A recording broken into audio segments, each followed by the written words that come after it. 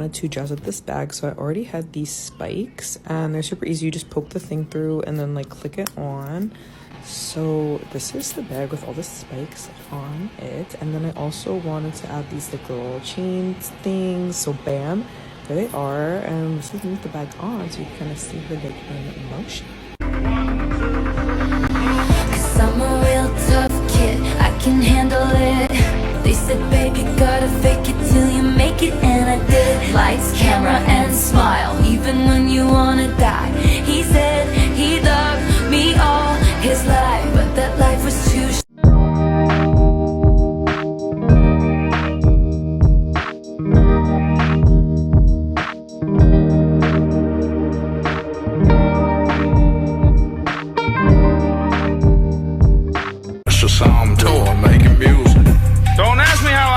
I just did it. It was hard. I don't understand what the problem is. Social cues are not that hard to understand. So the thumbs up means good, but the thumbs up emoji does not mean the same as the thumbs up, because the thumbs up emoji more represents this face. You don't know, okay. And then that face, kind of, it's like someone going, right. And you still do, okay. Right is like, kind of like someone being passive aggressive, like saying, I acknowledge what you've said, but I think that it's complete and utter bullshit, so I'm just going to leave you to your own wrong opinions. No, I can't just say that. It's easier just to put thumbs up. You make me want to scream. I wish I was a dumb pop star, so the words wouldn't matter to you.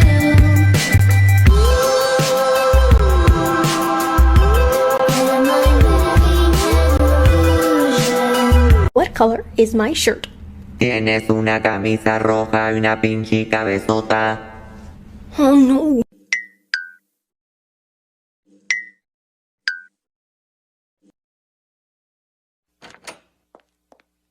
Oh, crap. Well, one of us is gonna have to change.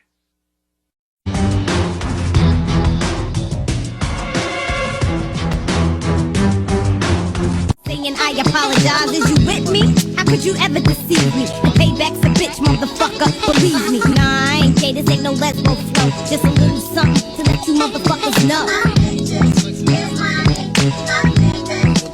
Hello, I'm Dylan. I'm a 17-year-old wheelchair user from the UK, and for my first video I decided I will be doing a wheelchair tour / explanation of information about the chair that I use.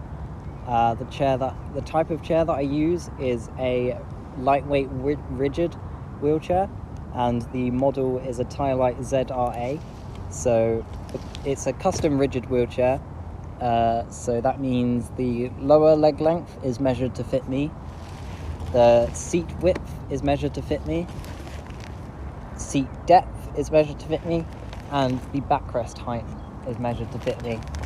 The A in ZRA stands for adjustable.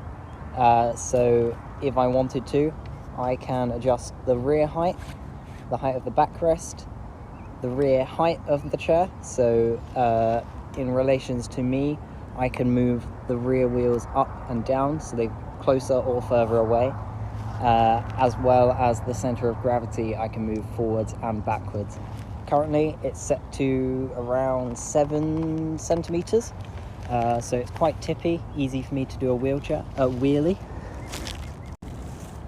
So I'm on the floor now, so I can show you more about the chair. Here, this is my cushion. It's a Roho Hybrid Elite, so it's foam with an air sac at the back of it. Here, I've already taken them off. These are my side guards, so they protect me. They go either side of the wheels to protect me from getting dirt and stuff on my clothes. If you look here, I have scissor lock brakes. So they're quite out of the way when I'm pushing, so I don't end up catching my thumbs.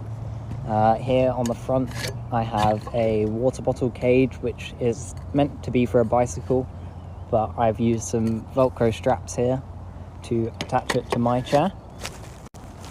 If I turn my chair around, on the back, I have height adjustable push handles, so whomever is pushing me can adjust them to the height that suits them best, as well as them being completely removable if I won't be needing them. Also, on the back here is a little pocket where I keep tools and any spare parts, like stuff that I might need. So I shall show you how my chair folds down so I can put it into a car easily. There is a little bar on the back here. You push up and push the back forwards. It then locks in place. From here, you can pull the wheels off.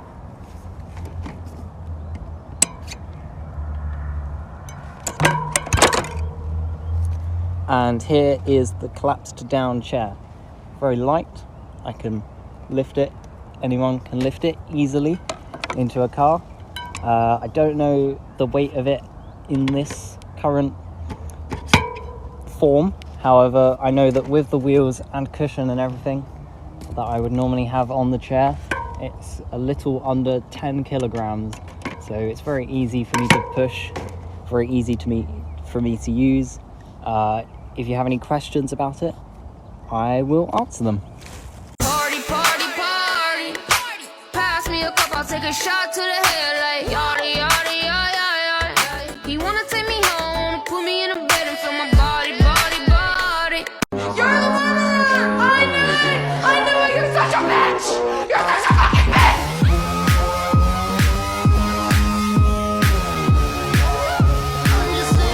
Who are you playing with, sweetie? Amanda. Oh, who are you? I'm Amanda. I'm 6.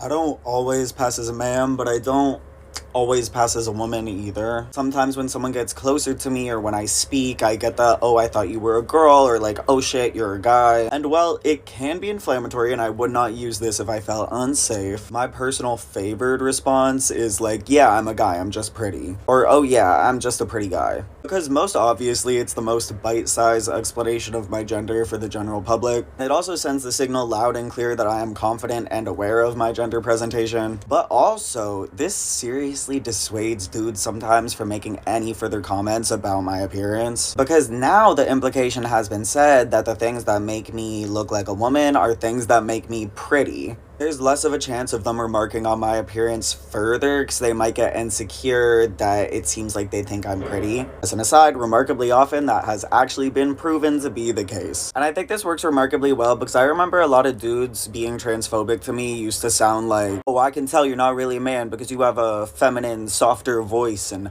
a soft jawline and soft skin and plumper, more supple, kissable lips and You're the one! I knew it! I knew it! You're such a bitch! You're such a fucking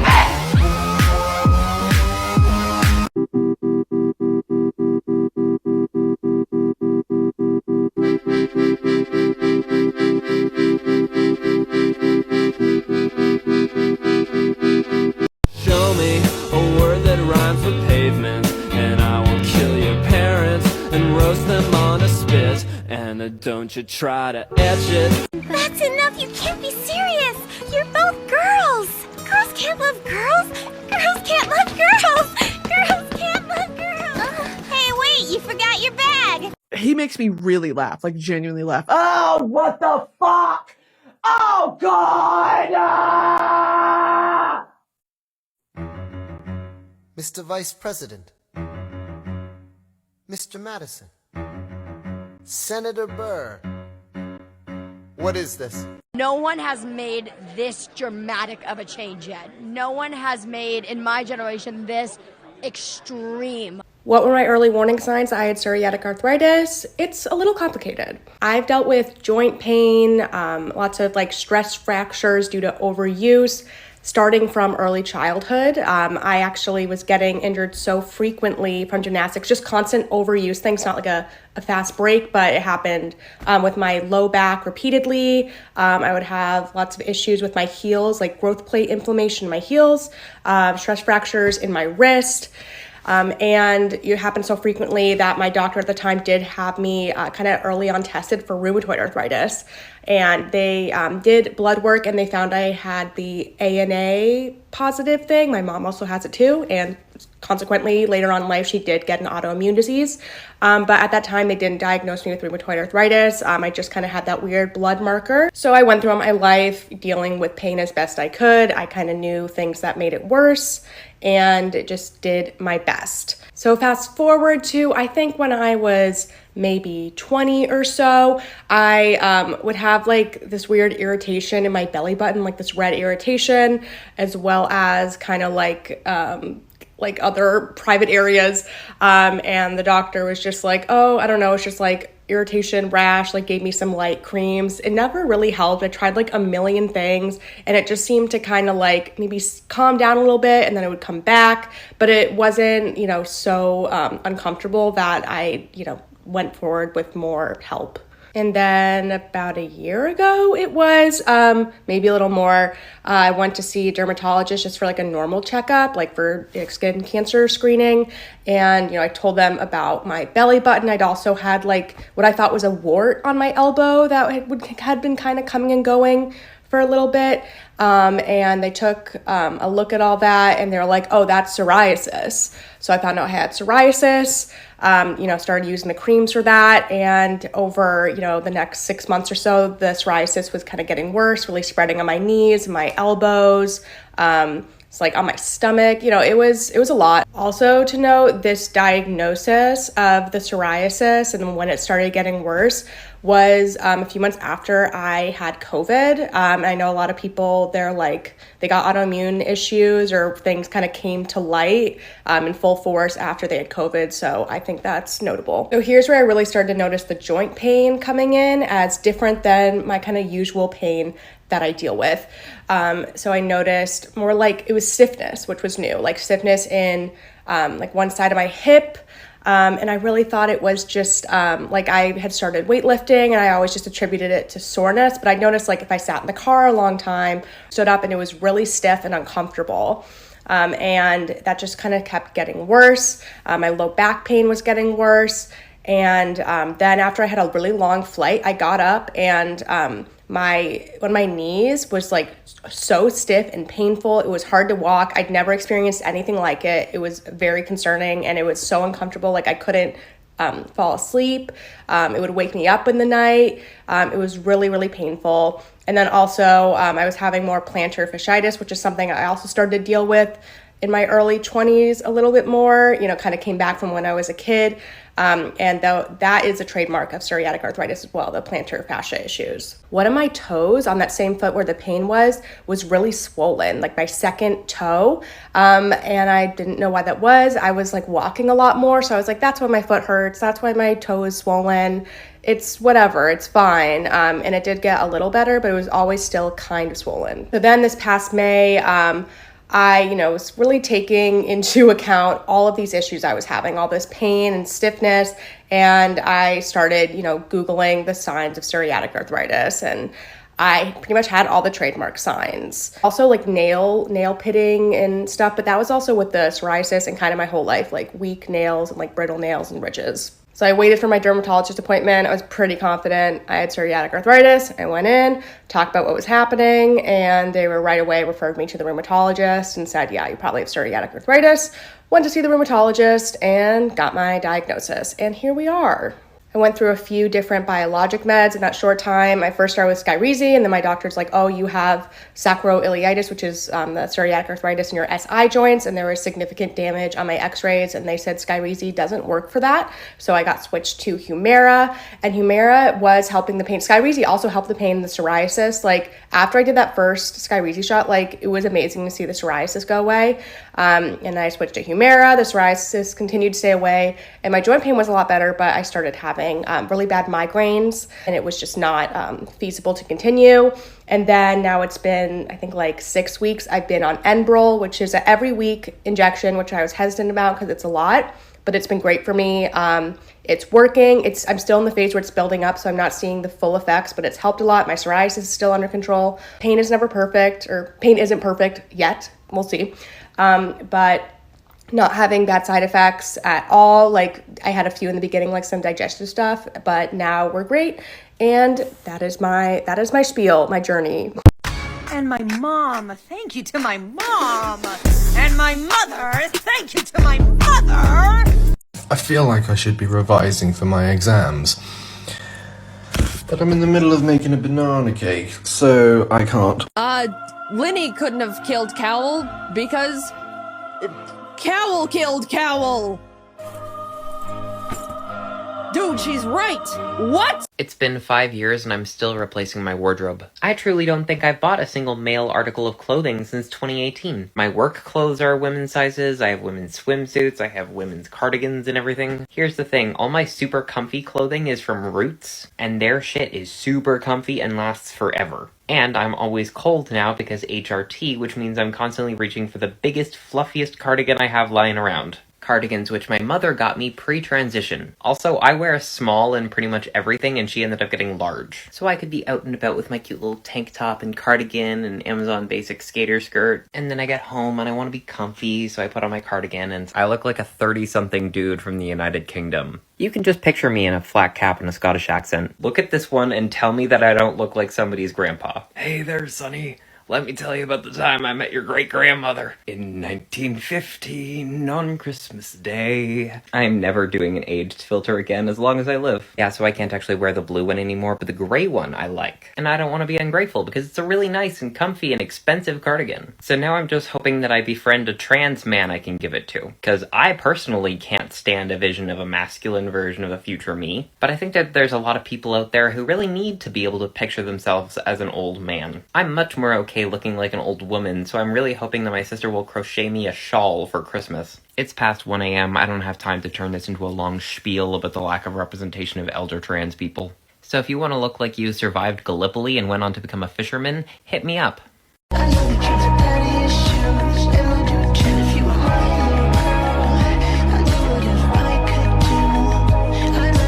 It's 'cause I'm fucking sexy, and I'm pretty sexy.